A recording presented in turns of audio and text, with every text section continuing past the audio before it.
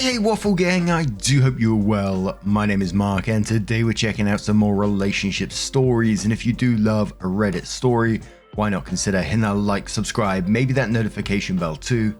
And let's crack on with today's first story, which comes from a throwaway account and says, I, female 25, insulted my boyfriend, male 25, after I found out his secret. My boyfriend Ben, 28 male, and I, 25 female, have been dating for almost 2 years. While our relationship is not perfect, it's pretty damn close. Our biggest disagreement was when I switched oat milk brands and he kept forgetting and bringing the other brand. We're both quite naturally calm people and prefer constructive discussion to a heated argument. This is why what happened last week caught me off guard. Towards the beginning of our relationship, when we weren't exclusive, Ben had a fling with a co-worker. Let's call her Steph. He's the head of IT at a major firm and she works in a different department, so they only see each other occasionally. Even more so now that he switched to remote work 2 days a week. When he told me about their fling and I talked to my friends about it, they said I wasn't allowed to be bothered about it as our relationship wasn't defined at the time, and they only slept together once. Some days I will fixate on it and wonder if he talked to Steph at work and if she still fancied him. I know I'm not allowed to monitor his interactions with anyone, would never try to control him, but it does make me feel something when I think about him, even being near her. I don't know if it's jealousy or insecurity or even if it's rational. Anyway, last week we got invited to a dinner party hosted by his boss. I've been to a couple of his office parties before, but only interacted with a couple of people, and usually was glued to Ben's side all night since I'm a bit of an introvert. From my immediate impression, Ben's boss is a bit of a rich prick, but he knew how to throw a good enough party that I began to loosen up and interact with more than 2 people all night.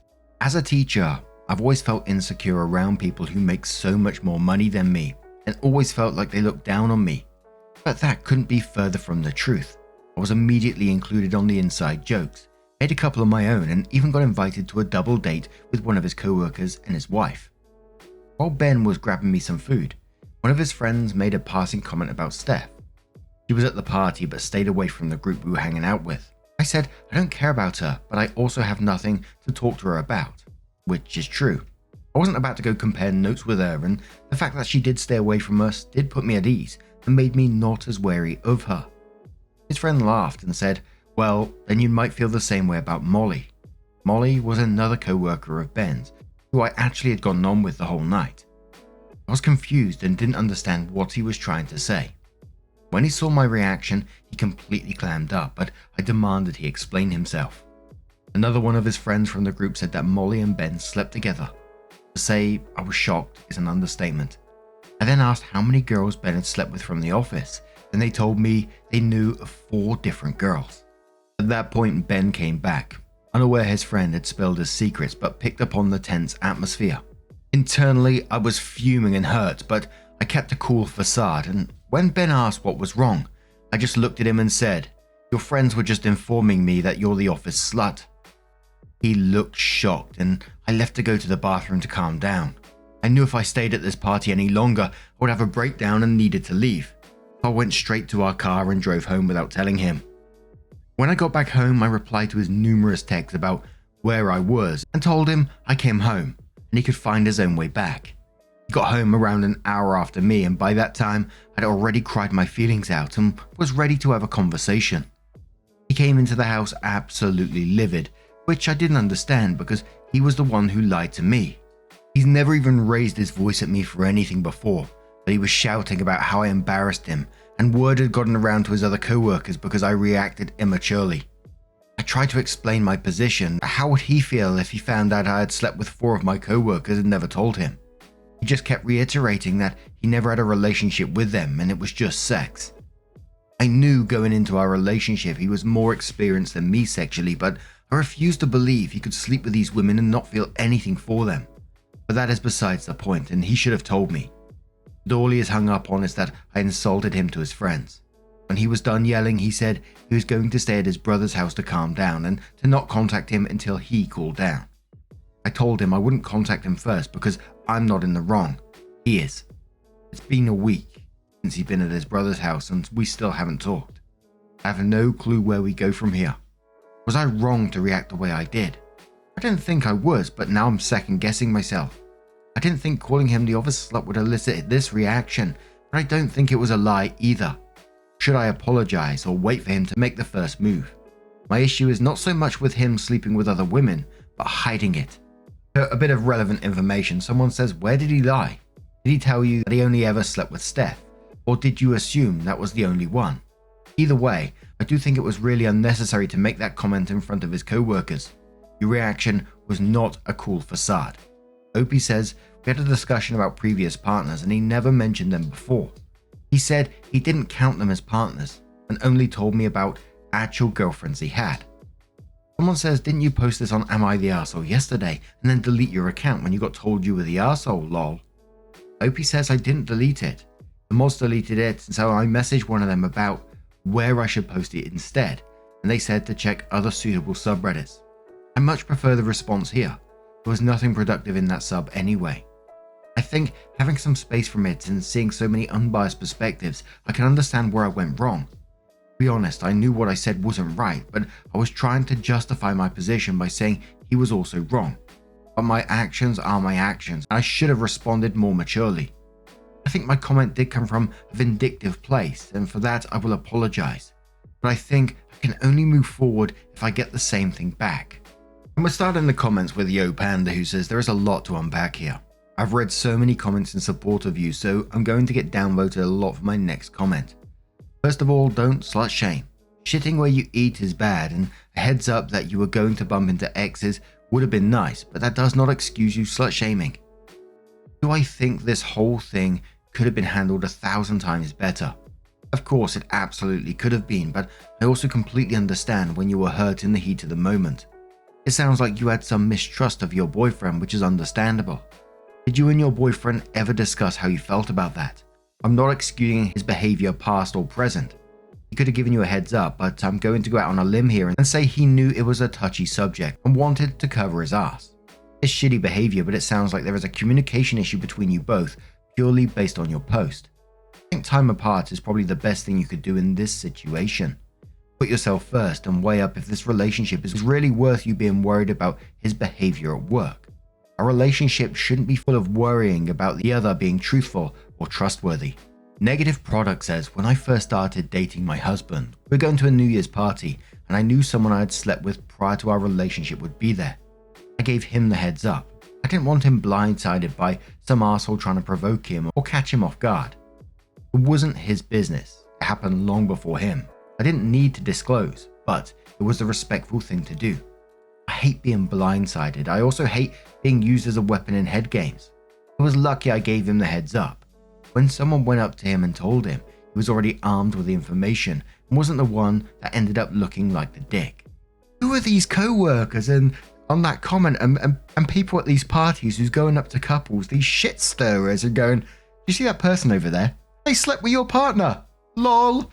And one more comment which says everyone sucks here. While what he did wasn't professional, you publicly slut shamed him and stormed off. It sounds like you two had a major communication breakdown. He thought you wanted to know about relationships and overlap. I personally don't ask for details like that.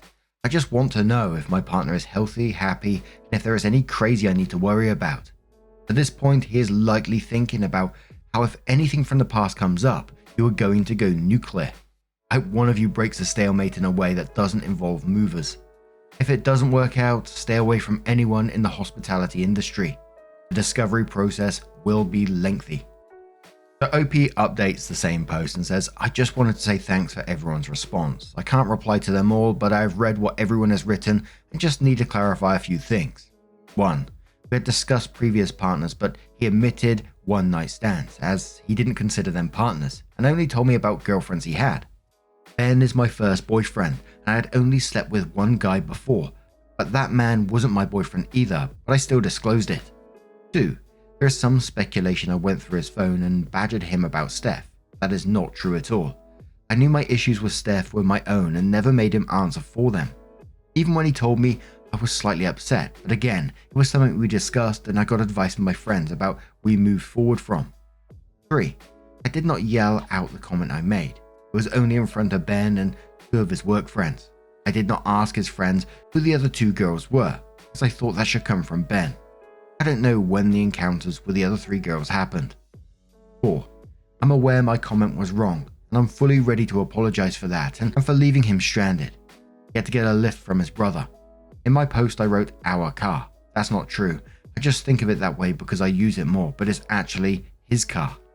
5. I made a typo in the title. I'm 25 and Ben is 28. Anyway, an actual update. I texted him this morning saying, hey, I know you asked me to not contact you first, but I've given you a week and really feel like we need to have a conversation. Hope you've been doing okay. I didn't want to start apologizing or questioning him over text. I did that about 6:30 before I left for work and was teaching all day, so I knew I wouldn't be able to constantly check my phone. It's lunchtime right now and he's responding saying he's at work, which is confusing because Friday and Monday are his remote work day, so I don't understand why he's gone in. I text back and said we can talk after work if he wanted to come home, and he agreed. I honestly have no clue how tonight is going to go. I really don't want to break up. I know a lot of you are going to say I don't have a backbone for messaging him first, but I haven't been able to eat or sleep all week, and this has been so mentally and physically exhausting. My workload this week has been crushing, and this added stress has made me reach my limit. Update 2. Everyone, it's Saturday and I'm still in bed and thought I should give an update. Before I do, I just want to clarify one thing. I switched from Alpro to Oatly. It's much better. There was a big conversation about that apparently. Also, I'm paraphrasing since I can't remember everything we said. I was quite nervous about Ben coming over after work. I was meant to do some work but was too distracted to even attempt it. I did, however, as a gesture of good faith, decide to cook his favourite meal for him and maybe use it as an icebreaker. I did take someone's advice of writing everything down just so I could keep my thoughts clear. After work I texted him what time he'd be over, and he said he'd text me when he left for work, and that takes him about 30 minutes on the tube to reach home. He got here about 6ish and rang the doorbell, which was so weird. He still had his keys. I opened the door and we kind of awkwardly greeted each other. Immediate impression was that he didn't look angry or upset, just cold. I sat down on the sofa and expected him to join me, but he stood in the middle of the room with his hands in his trousers. I said I was glad he came over, and he just nodded. Then I said it was weird being in this house by myself all week, and all he said was, I'm sure it was. He asked me why I texted him now and not sooner, and I said it was because he told me not to contact him. I told him I'd been miserable, and that I was sorry for the comment I made in leaving, and especially for taking his car. He said he didn't give a shit about the car and just that I had left without telling him. I got a chance to finally explain myself to him. I never cared how many women he slept with before. I known he was a bit of a fuckboy before we got together and never held it against him. I just hated being blindsided and feeling like I knew less about my boyfriend than some random co-workers. I asked why he just didn't tell me since he knew I'd be around them, and he said he honestly didn't think it was important and mattered to me. I called bullshit because he knows how I am and he knew it would matter. He admitted he did regret sleeping with those women, as he never thought about having to bring his future girlfriend around them and tell her about it. 2 of them happened when he first joined the company straight out of uni. One of the girls has left already, and the other is actually dating Ben's friend, who told me about Molly. He said at that point in his life he was fine sleeping around and never really thought of the consequences. I asked why his friend decided to even say anything to me about it, and he said they always try to piss each other off, and one thing that gets Ben annoyed is when someone brings up his fuckboy ways. He said after I left, his friends felt bad for what they said, but I told him I would never have reacted that way if I had known, and he should have told me. He said I was trying to justify my response after apologizing. I told him I didn't want to do that. I do genuinely think what I said and did was wrong, but he can't put all the blame on me. He said the only thing he could apologize for is sleeping with a bunch of women, and since that was before me, it didn't make any sense. I kept saying it was the hiding bit that upset me, and he asked what difference would it have made if I had known. I did think about that for a moment. I still would have gone, but I think I would have been a bit more hyper aware of Molly and the other girl. He said he wanted me to be there and have a good time and didn't want to ruin it by telling me about irrelevant shit in the past. And I guess I understood that sentiment because I decided to let it go. We both were quiet there for a moment, and he asked if I was done. And if I was going to end it, then I needed to pick another reason, since this would be the stupidest fucking reason. I told him I didn't want to break up and that we needed to talk about everything, but I wanted him to come sit next to me, and he did. So I asked if there were any others, and he said no. I asked him who knew in the office, and he said only his friend group, and they keep their mouths shut to everyone because all of them were doing the same shit. He told me he slept with Molly right before we met. I was curious about why he went into work today when it was his remote work day. He said that his nieces wouldn't let him concentrate at home, so he just decided to go in. He did say he was furious last week and didn't know if he could move forward, but talking to his brother helped and calmed him down. He said if I didn't text him, he was planning on contacting me first today anyway, so we could talk. So we didn't break up. I apologized, and while he didn't do the same, I've decided to let it go and move on. I told him I made his favorite meal, and he finally kissed me and told me he missed me. Anyway, I know some of you are going to say he should have dumped me straight away, or I should have demanded an apology, but I'm happy with the outcome. I finally had a meal and a good night's sleep. Even Ben said I looked like I had lost weight. Thank you for the people who messaged me offering me advice. I really hope I never have to give another update. But how would you feel about this situation? A lot of people saying, they don't care about how many people that their partner had slept with in previous relationships or one night stands or whatever, but if they are going to meet them in a public setting, that they would like to know about it. How do you feel about that? How do you feel about the situation overall? Let us know your thoughts down in the comments below. And let's move on to another story. So we had over on our own subreddit, r/Mark Narrations, we had a cheeky little so-and-so called Sick SIL 1998 who said made a burner Reddit account after being introduced to it as part of the Waffle Gang for a few years. Second ever post accidentally went viral, and it was over on the malicious compliance subreddit. So we're going to have a cheeky little look at that, see what's going on there. So the title of the post says, "Take notes of everything you say in the meeting. Okay, but it will get you fired." So this happened a few years ago, and I will be vague since I'm not sure if the dust has fully settled from this fiasco yet. At my former company, I was the secretary for a small improvement team that would meet monthly to discuss issues within the company and brainstorm ways to fix them. Something you need to know about me is that I was given this role because people know I'm meticulous about keeping records due to HR related issues I had at a previous place of employment. I don't think my boss realized that this careful record keeping applied to her as well, especially when she appointed me to be secretary of this little committee. But I digress. I was a model employee, Reed award winning, and went above and beyond what was asked, as were many others in my department. But we were still having customer complaints and dealt with regular safety issues due to the company at large and through no fault of our own. When we brought these concerns to our boss's attention, emails were left unread, and during in-person exchanges, we were called whiny, needy, and were told we just needed to deal with it. Whatever the issue, from items being stolen by customers to people being unhappy with the procedures the boss has set down for us to follow, it was always made to somehow be our fault.